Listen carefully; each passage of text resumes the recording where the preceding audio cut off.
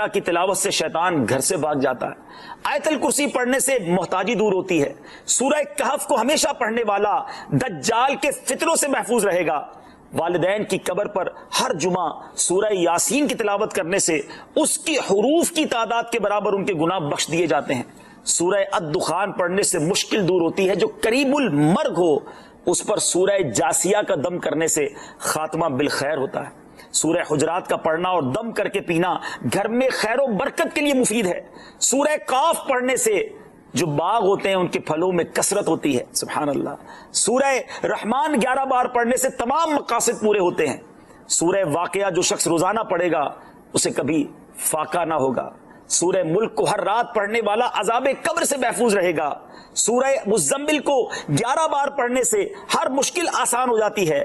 سورہ مدثر کو پڑھ کر حفظ قرآن کی دعا مانگنے سے قرآن کریم کا یاد کرنا آسان ہو جاتا ہے۔ جو بچے حفظ کر رہے ہیں ان کے لیے زبردست وظیفہ ہے۔ سورہ النازعات پڑھنے سے جاں کنی کی تکلیف نہیں ہوگی۔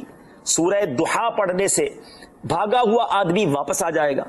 سورہ علم نشرح کو جس مال پر پڑھ دیا جائے اس میں خوب برکت ہوتی ہے۔ سورہ تین و تین والزیتون جو ہے 3 مرتبہ پڑھنے سے اخلاق و کردار بہتر ہوتے ہیں۔ سورہ علق میں جوڑوں کے درد کا علاج ہے۔ سورہ قدر جو صبح و شام پڑھے اللہ عز و جل اس کی عزت بڑھا دے گا۔ سورہ بینہ برس اور یرکان کا علاج ہے۔ جس آدمی یا جانور کو نظر لگی ہو اس پر سورہ عادیات کا دم مفید ہے۔ سورہ قارعہ پڑھنے سے بلاؤں سے حفاظت رہتی ہے۔ سورہ تکاثر کو 300 بار پڑھنے سے جلد قرض ادا ہو جاتا ہے۔ کئی لوگ کہتے ہیں جناب قرض بہت ہے، چلے قرآن کا وظیفہ لے لیں، الہاکم التکاثر، یہ جو سورت ہے 300 بار پڑھنے سے بہت جلد قرض اتر جاتا ہے۔ سورہ عصر پڑھنے سے غم دور ہو جاتا ہے۔